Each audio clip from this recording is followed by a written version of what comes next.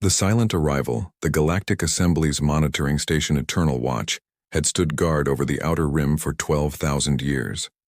Its sensors could detect a grain of sand moving at light speed from 3 star systems away. Commander HFY, a being of pure energy contained within a crystalline shell, had served at this post for 6 centuries without a single noteworthy incident. That changed on what the humans would later call Tuesday. The first sign was subtle. A gravitational anomaly appeared near the abandoned Kepler sector, a region most species avoided due to its unstable stellar formations. HFY's subordinate, a 6-armed Gorvani named Tilk, noticed it first. The readings made no sense. Mass signatures that large simply didn't exist in nature, and no civilization built ships exceeding 2 kilometers in length. It was economically impossible, structurally unsound, and tactically unnecessary. The Assembly's own flagship, Pride of Eternity, was considered absurdly large at 800 meters. HFY dismissed the initial readings as sensor malfunction. The equipment was ancient but reliable, yet nothing could be that massive and remain undetected until now, when the second wave of data arrived, confirming not 1 but 47 objects of impossible size moving in perfect formation. HFY's crystalline form flickered with the equivalent of shock. Each signature indicated vessels exceeding 15 kilometers in length, with the lead ship registering at an incomprehensible 22 kilometers. The Assembly Council convened within the hour, representatives from 900 civilizations gathering in virtual space. The Etherian collective, beings of pure thought, spoke first through their designated avatar. Their assessment was predictably dismissive. No species could mobilize such resources without the Assembly's knowledge. The readings were false, a natural phenomenon misinterpreted by outdated sensors. High Chancellor Zorath of the Vinari Empire disagreed. The reptilian leader's scales shifted to deep purple, indicating extreme concern. His people had conquered 1,000 worlds before joining the Assembly, and he recognized military precision when he saw it. These objects moved with purpose, maintaining formations that spoke of discipline and training.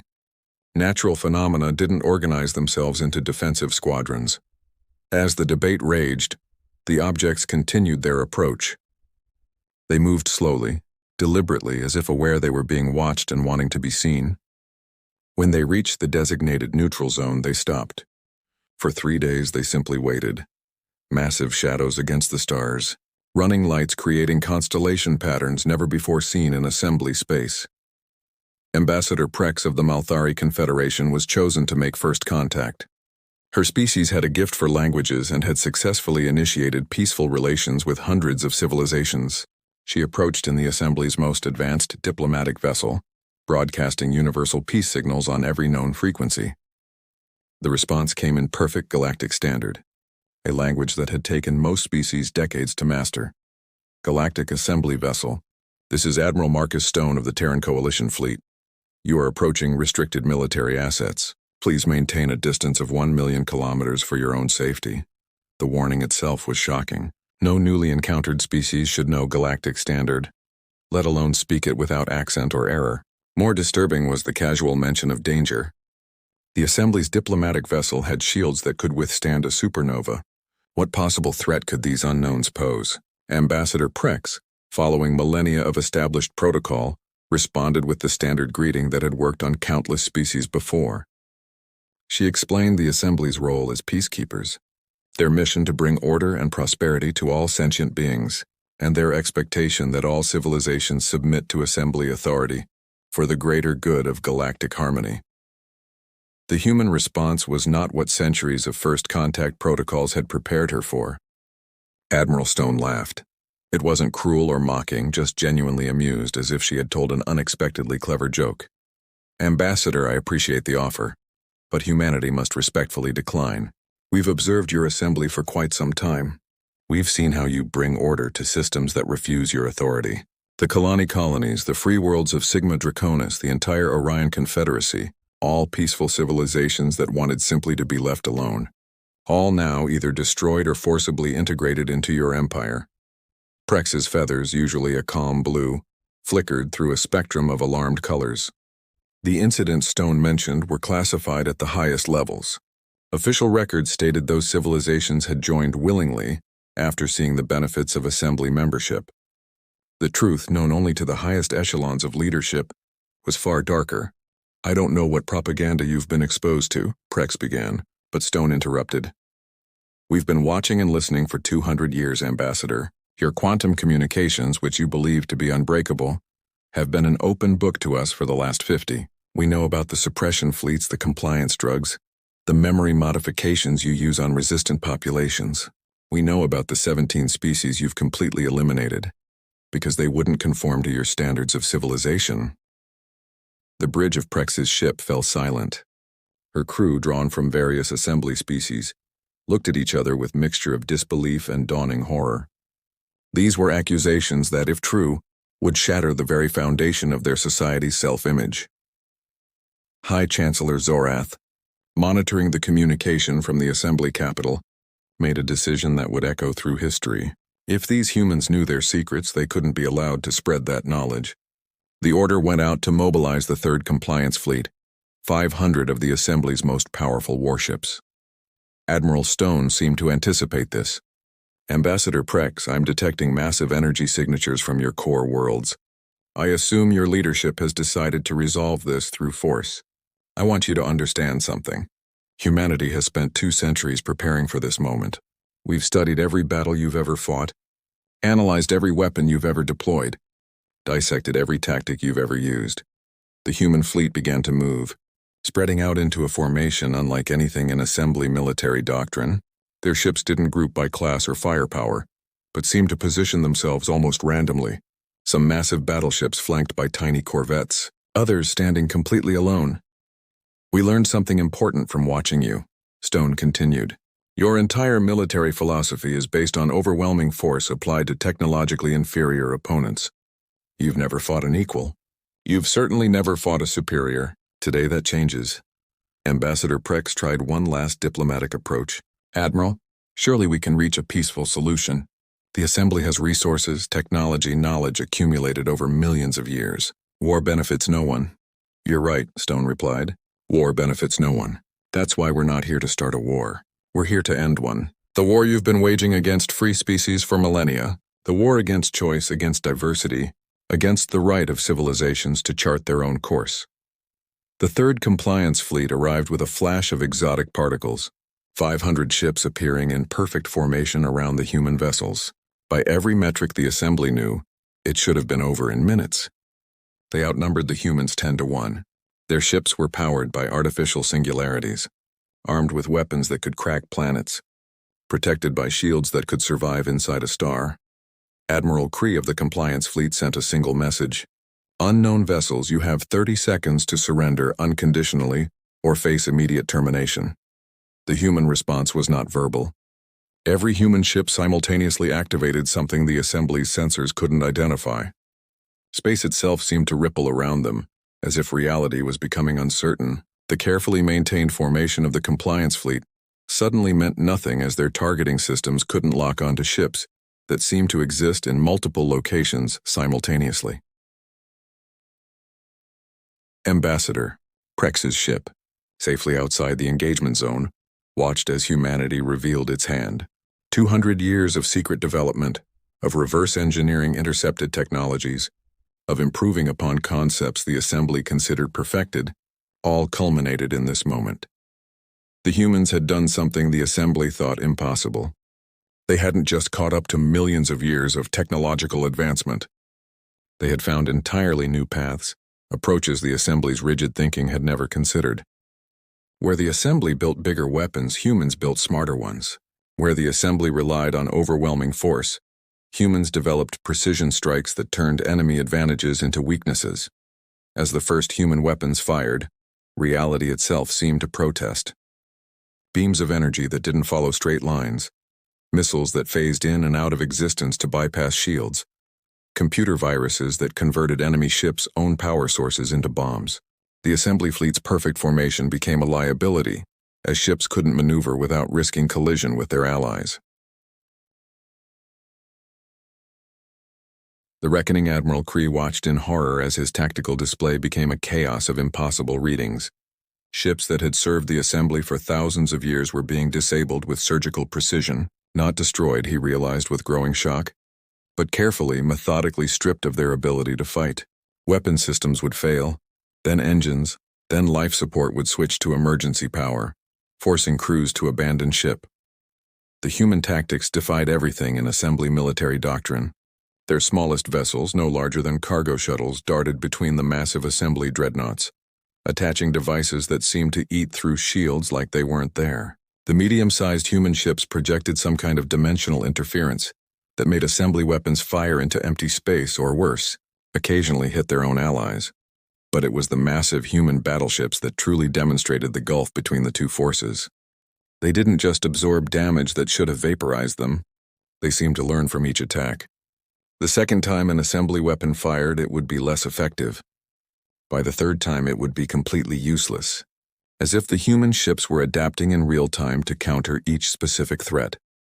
Lieutenant Commander Yira, Kree's tactical officer, her 4 eyes wide with disbelief, reported something that should have been impossible.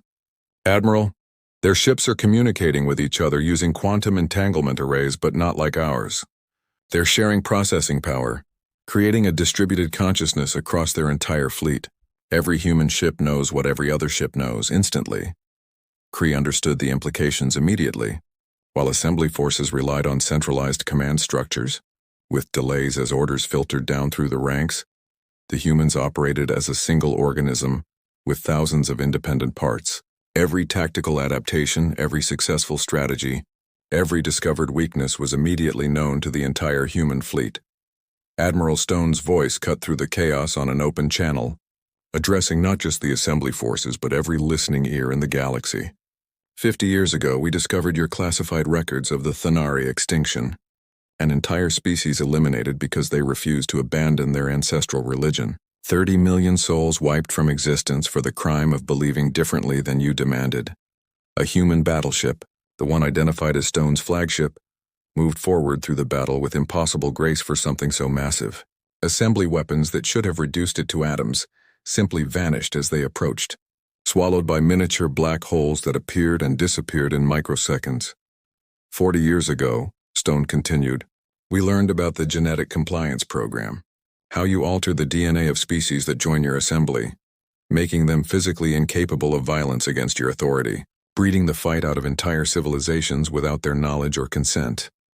High Chancellor Zorath, watching from the assembly capital, saw his worst fears materializing. The humans weren't just winning militarily. They were dismantling the assembly's moral authority with each revelation. Every classified atrocity, every hidden crime, every buried genocide was being broadcast on open channels for the entire galaxy to hear. 30 years ago, we discovered Project Harmony. Your plan to eventually merge all consciousness in the galaxy into a single, compliant overmind under assembly control. No more free will, no more individual thought, just billions of souls enslaved to your vision of perfect order. The battle, if it could still be called that, was becoming a rout. Assembly ships drifted powerless in space, their crews evacuating in escape pods that the humans carefully avoided targeting. For all their overwhelming force, the humans showed remarkable restraint. They disabled and disarmed but didn't destroy unless absolutely necessary. It was this mercy, more than their technology, that began to break the assembly force's will to fight. These weren't conquerors seeking domination. They weren't barbarians glorying in destruction. They were surgeons, precisely removing a cancer that had grown in the galaxy for far too long. Captain Thex of the assembly destroyer Infinite Justice made a decision that would have been unthinkable an hour ago. She opened a direct channel to the nearest human vessel. "This is Captain Thex. My crew wishes to surrender. We request terms." The response came immediately, not from a human but from a synthetic voice that somehow managed to convey warmth. "Captain Thex, power down your weapons and shields. Prepare to receive a boarding party. Your crew will not be harmed. This is not conquest. This is liberation." Across the battlefield, similar surrenders began. Ship after ship of the mighty Third Compliance Fleet, undefeated in 10,000 years, laid down their arms. Admiral Kree, watching his forces dissolve, made one last desperate attempt.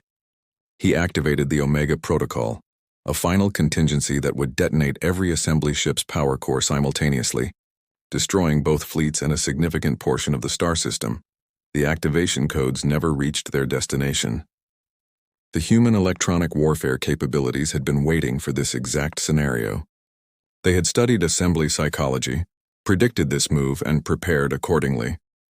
The codes were intercepted, analyzed, and neutralized in nanoseconds. Admiral Stone's ship moved to face Kree's flagship directly. The two vessels, representatives of different philosophies of existence, faced each other across the void. Stone's next words were directed specifically at Kree. "Admiral, you've lost, but this isn't your defeat alone. It's the defeat of a system that prioritizes order over freedom, conformity over diversity, control over choice. Your assembly has ruled through fear for so long you've forgotten that fear is not respect, and power is not authority." Kree, for the first time in his long career, had no response. His bridge crew looked to him for orders, but he had none to give. Every strategy, every tactic, every weapon had failed. The humans had not just defeated them militarily. They had exposed the hollow foundation their entire civilization was built upon. Ambassador Prex, still observing from her diplomatic vessel, received a private communication from Admiral Stone. "Ambassador, I know you're different from most of your leadership. Your records show genuine attempts at peaceful resolution in past conflicts. We're going to need beings like you for what comes next." "What comes next?" Prex asked, though she suspected she already knew. "Reconstruction. The assembly as you know it is finished, but something new can be built from its ashes, something that actually serves the interests of all species, not just the powerful few. Humanity isn't here to rule. We're here to ensure that no one rules. Every species, every world, every individual should be free to choose their own path." The human fleet began deploying smaller vessels, medical ships, and supply carriers. They moved to assist damaged assembly vessels, offering aid to former enemies without condition or hesitation. It was this, more than their military might, that began to turn opinion across the galaxy. On 1,000 worlds, beings who had lived under assembly rule for generations watched in amazement. The humans, who had every right to be conquerors, were instead being healers. They shared technology freely, not the carefully controlled drops the assembly had used to maintain dependence, but complete databases of knowledge. High Chancellor Zorath made one final attempt to maintain control. He activated the ancient protocol, a call to all assembly species to unite against the human threat. The response was silence. World after world, system after system, simply declined to respond. The revelation of assembly crimes, combined with humanity's merciful victory, had broken the chains of fear that had bound the galaxy together. Within hours, declarations of independence began flooding in. The Malthari Confederation withdrew from the assembly. The Etherian collective dissolved their physical holdings and retreated to their dimensional space. Even Zorath's own Venari Empire experienced massive protests calling for new leadership. Admiral Stone's fleet took position around the assembly capital, not as conquerors but as guardians, ensuring no faction could seize power through force. The message to the galaxy was clear. The age of empires was over. The age of choice had begun. In the weeks that followed, humanity revealed the full extent of their preparation. They hadn't just built a military force, they had constructed an entire shadow civilization in the spaces between known star systems, hidden colonies in dark nebulas, research stations in the void between galaxies, a parallel society that had developed free from assembly influence. They brought gifts, medical technology that could cure diseases the assembly had deemed too expensive to address, agricultural techniques that could feed worlds the assembly had written off as unviable, energy sources that made the controlled scarcity the assembly used for control obsolete. But perhaps most importantly, they brought proof. Detailed records of assembly atrocities, evidence that vindicated 100 species who had been labeled as terrorists or dissidents for resisting. The truth, so long suppressed, flooded across the galaxy like a cleansing wave. Ambassador Prex found herself working alongside Admiral Stone in establishing what would come to be known as the Galactic Accord. Not a government, but a framework for cooperation. No central authority, no mandatory compliance. Just a set of basic principles that species could choose to follow or ignore as they saw fit. The only rule that humanity insisted upon was this: no species could force another to comply with their vision of proper civilization. Self-defense was acceptable, even expected, but conquest and forced conversion were forever forbidden. To enforce this single rule, humanity revealed their final secret. They hadn't come alone. As they explored the dark spaces between stars, they had found others. Species the assembly had driven into hiding. Civilizations that had chosen exile over submission. Humanity had united them, given them hope, and together they had prepared for this day. The human fleet was just the tip of the spear. Behind them, ready to emerge from the shadows, was an alliance of free species that outnumbered the assembly 3-1. They didn't want revenge or conquest. They wanted simply to exist without fear, to develop according to their own values, to explore the universe in their own way. Admiral Kree, in his final official act, surrendered his commission and asked a question that had haunted him since the battle's end. How did you do it?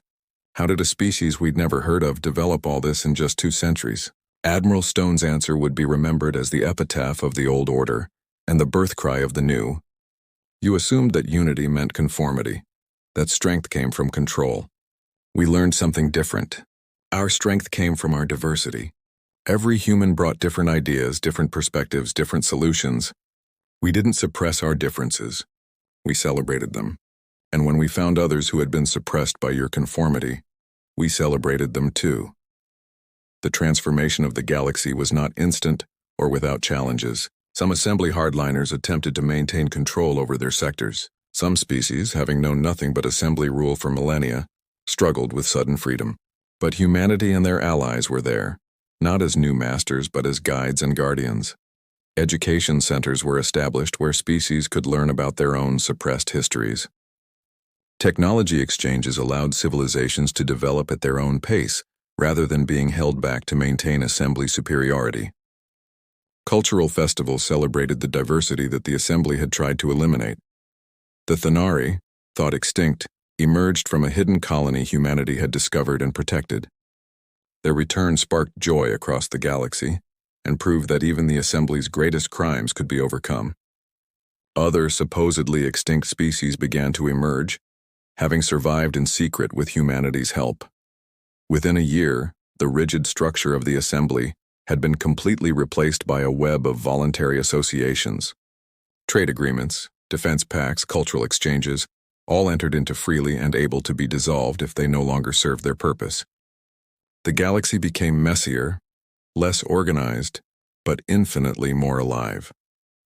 Ambassador Prex, now serving as a liaison between the old assembly worlds and the new order, reflected on the transformation.